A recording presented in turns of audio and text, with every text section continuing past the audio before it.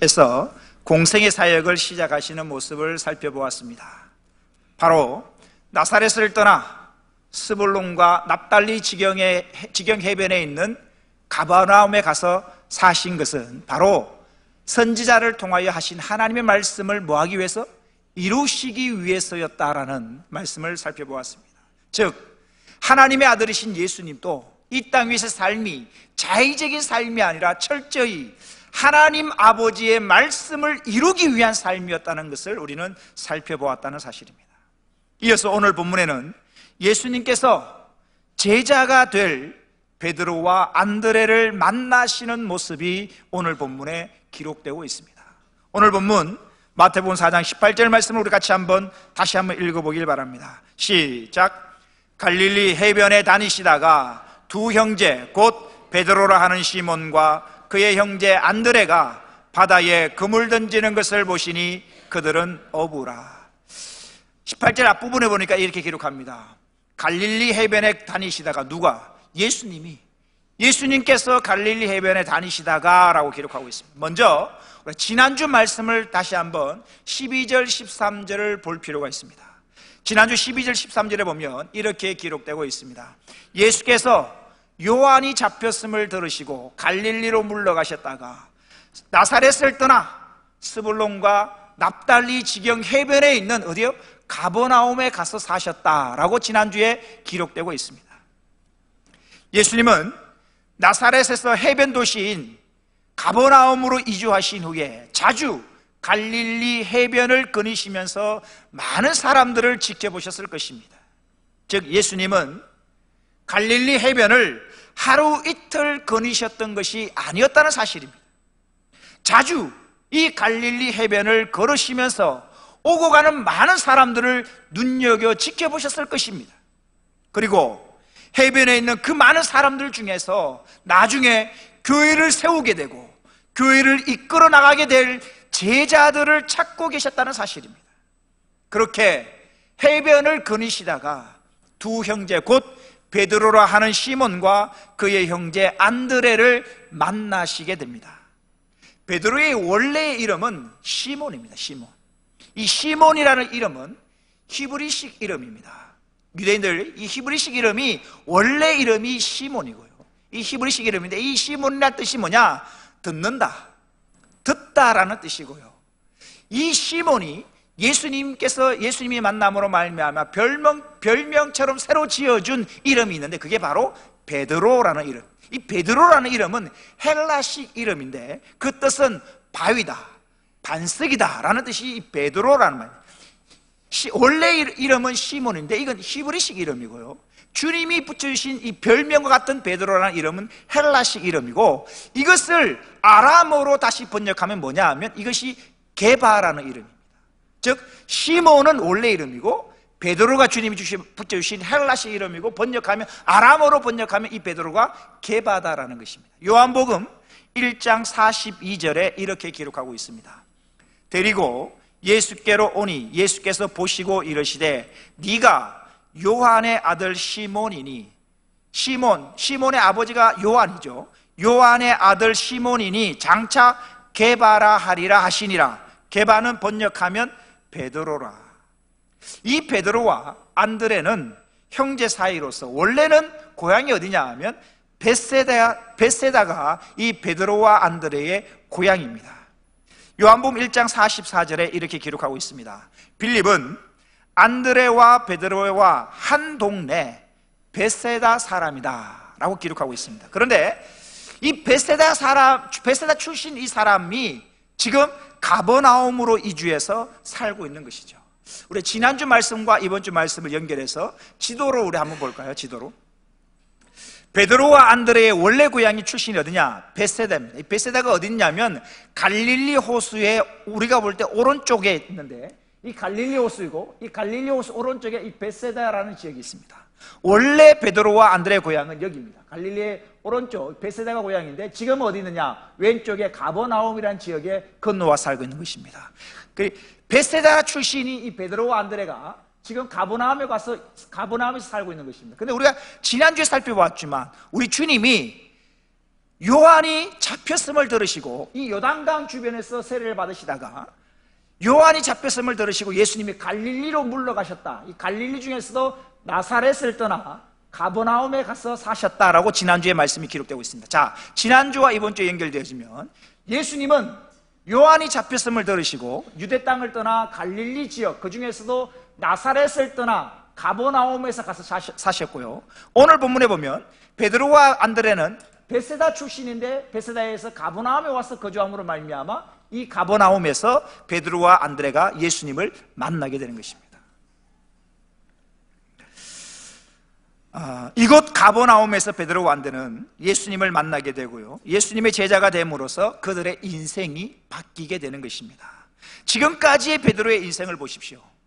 조금 후에 다시 한번 살펴보겠습니다만은, 지금까지 베드로에는 어부로 태어나서 고기 잡고 사는 것이 그의 인생의 전부였습니다. 어부로서, 또한 한 가정의 가장으로서 고기를 많이 잡아 가족을 부양하는 것이 베드로의 최대의 관심사였습니다. 이런 베드로가 예수님을 만나서 지금까지 살아오던 삶과는 전혀 다른 새로운 삶을 살게 되는 것입니다. 예수님을 만나 삶의 목적이 달라졌고 살아가는 방향이 달라진 것입니다. 베드로의 인생에서 예수님을 만난 것은 가장 큰 축복이었습니다. 즉, 주님을 만남이, 예수 그리스도를 만남이 인생에서 가장 큰 축복이라는 것입니다. 누가복음 17장 11절 이하를 보십시오. 예수께서 예루살렘으로 가실 때에 사마리아와 갈릴리 사이로 지나가시다가 한 마을에 들어가시니 나병 환자 10명이, 나병 환자, 지금 우리가 뭐 한센병이라고 말합니다. 예전에는 거의 문둥병으로 말했던 그 병입니다. 이 나병은 소위 이 당시에 사람들이 생각할 때 하나님께 저주받은 병이다라고 생각할 정도로 육신적으로도 고통스럽지만 사람들로부터 손가락질을 당하는 병이 바로 이 나병입니다. 이 나병은 약이 없습니다. 한 번 걸리면 평생 그렇게 살다가 비참하게 살다가 죽어가는 것이 바로 나병입니다. 즉, 나병 환자들에게는 소망이 없습니다.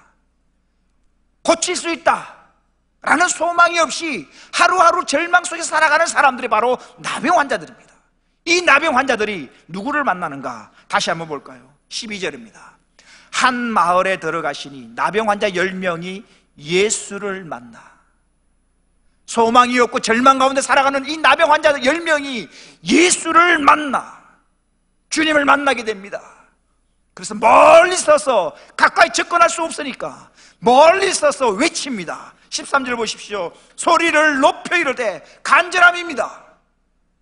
소망이 없고 절망 속에 살아가는 이 나병 환자들이 주님을 만나 멀리서 소리를 높여 외칩니다. 예수 선생님이여, 우리를 불쌍히 여기소서.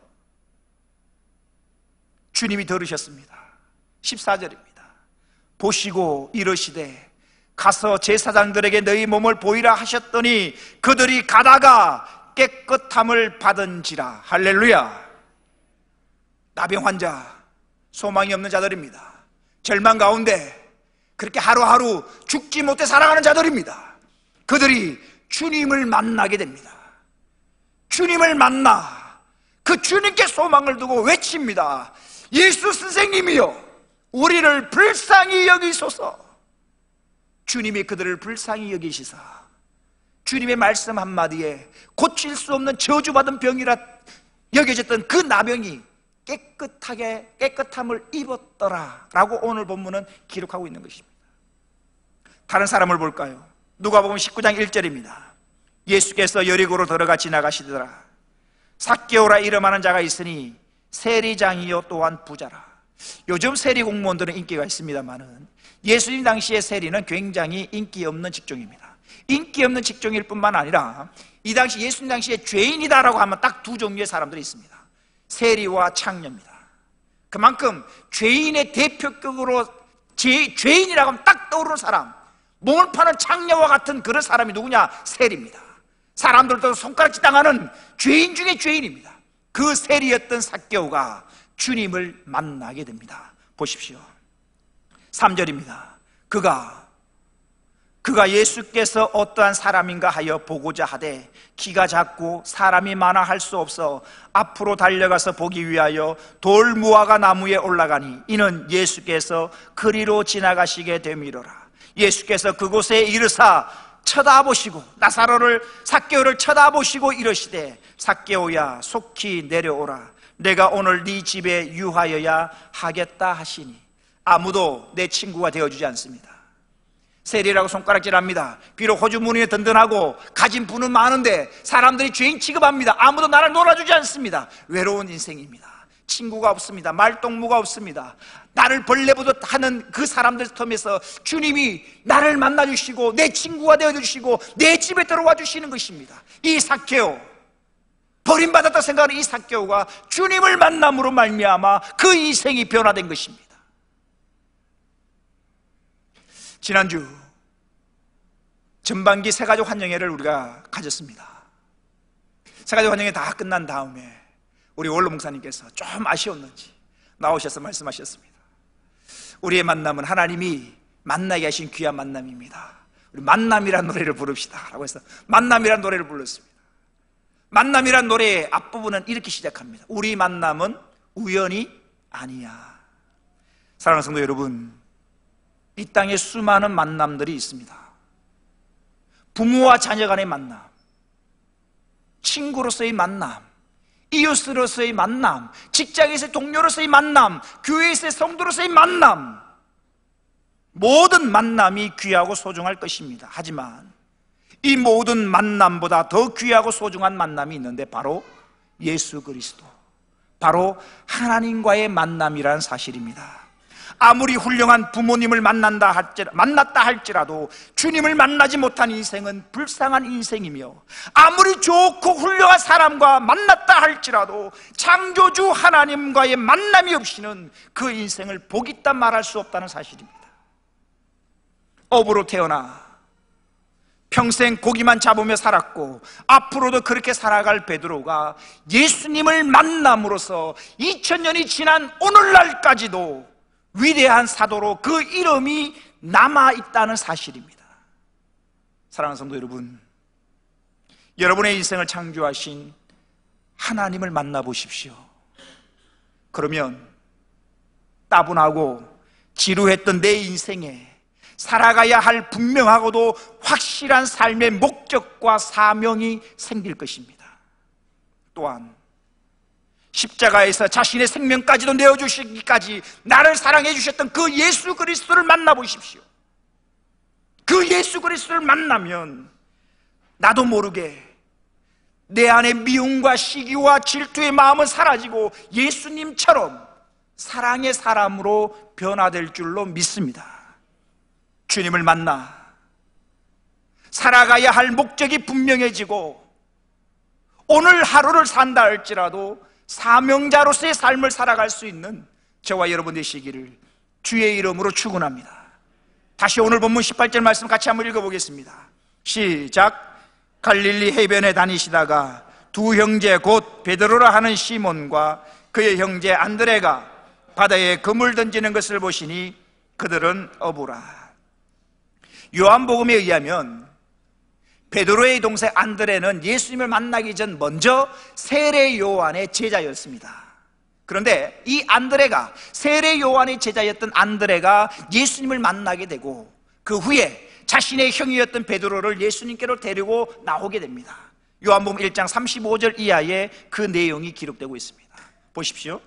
또 이튿날 요한이 자기 제자 중 두 사람과 함께 섰다가, 세례 요한이 죄를 짓고 살아가고 있는 그 당시에 하나님은 노아가 하나님 앞에서 의롭게 사는 것을 하나님이 뭐 하셨다? 보셨다라는 것입니다. 하나님은 보시는 분입니다. 또 하나 볼까요? 출애굽기 3장 9절 이하의 말씀입니다. 이제 가라. 이스라엘 자손의 부르짖음이 내게 달하고 애굽 사람이 그들을 괴롭히는 학대도 내가 뭐하였으니? 보았으니.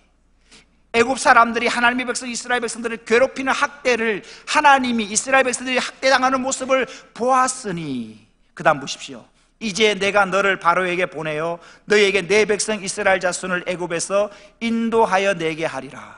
자, 창세기 7장 1절, 노아가 하나님 앞에 의롭게 사는 것을 하나님은 보셨습니다.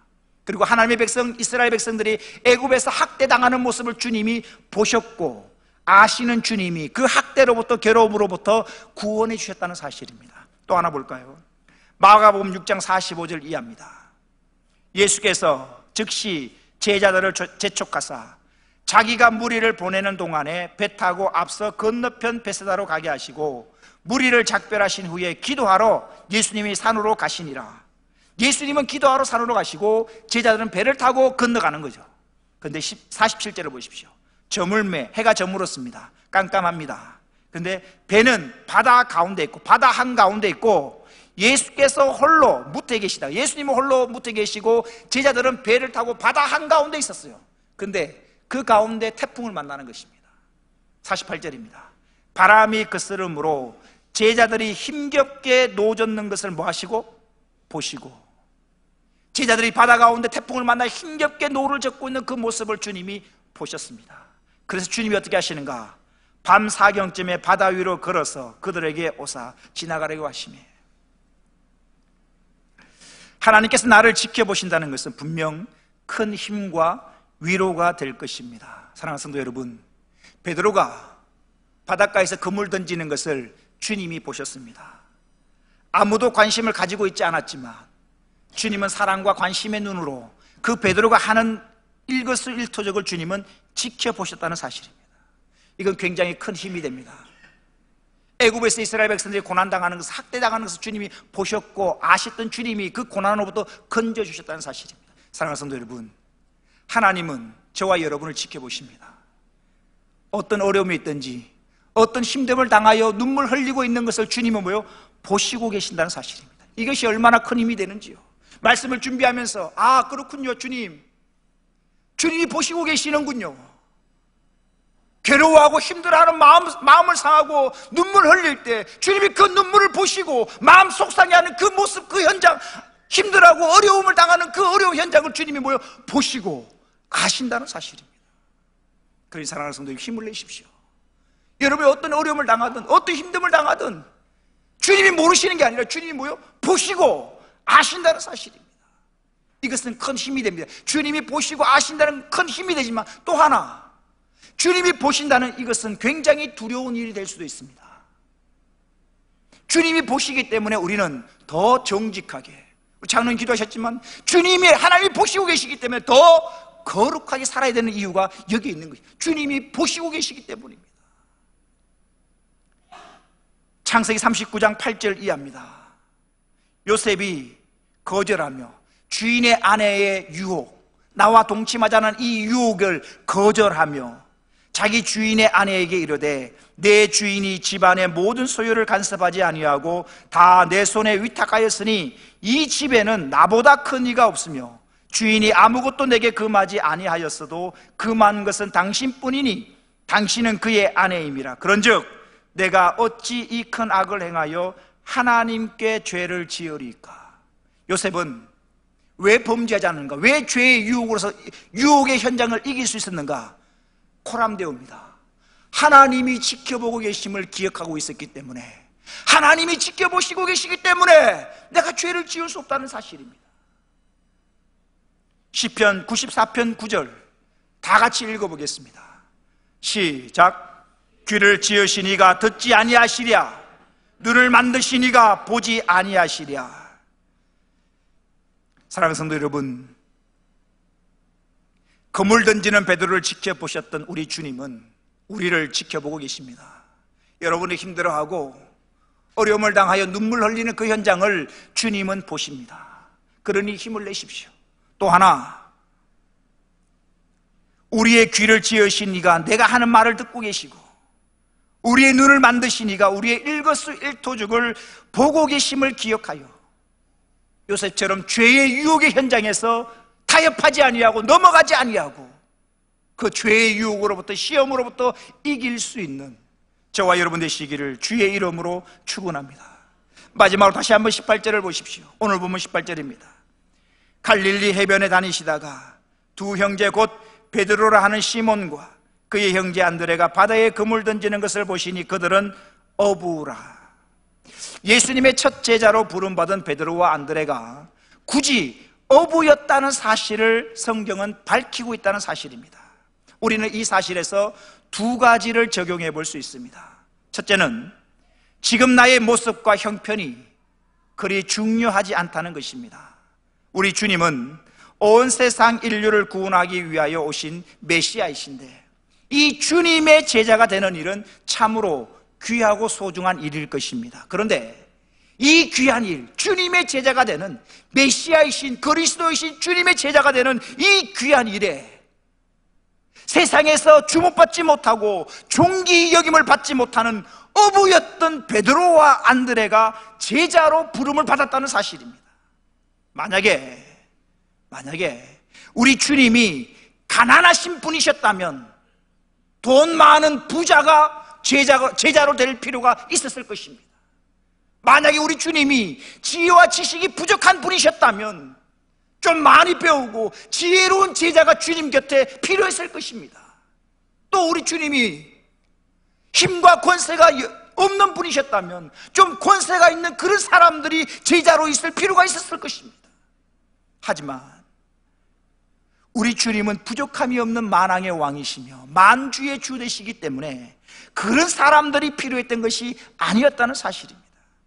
그래서 어부인 베드로와 안드레도 주님의 제자로 괜찮은 것입니다.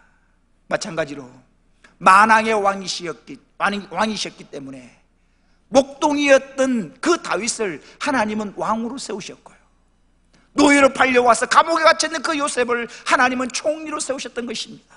사랑하는 성도 여러분, 오늘 나의 모습이 그리 중요하지 않습니다. 가난하고 못 배운 어부여도 괜찮습니다. 목동이어도 괜찮습니다. 심지어 노예였고 죄수여도 괜찮습니다.